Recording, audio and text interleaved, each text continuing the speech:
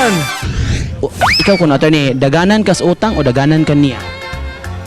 Aw, kay wa pa yung rep center na yun. Kanang daghanan ka sa imong uyab nimo.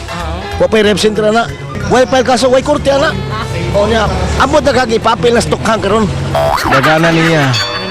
Makapangita mo kuglain mo puli. Huwag na mo dagan. Sa samang utang. Kaysa sa mga utang. Nga naman ay Kuya ko kayo ng utang. Oy, kuya ko kayo ng utang. Ginahanap tima sa utang. May padaganan. Daganan sa nangutang. Kay mo ko ng kwarta so so nag-invest ka niya mulay mabalik sa imo sakit. na Oh my God, daganan sa nangutang. Yes. So mas masakit gid ang daganan sa utang. daganan di ka niya. Ay no, daghan pa kaayo. Nangutang. Mautangan tagkuan finances ana usang. Oh, Ikaw sa kakuan ang daganan ka niya. okay lang. I can stand on my own.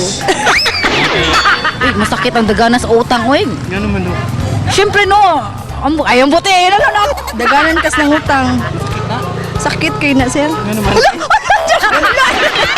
Kailan siya to, permera? Daganan niya. Daganan niya. Okay, daghan mang namupuli niya. Kaysa daganan ka sa utang. Mahutdan ka, wa na po, doy. Para nako sir, masakit ang daganan kas ng utang nimo. Kay dagan magsiya.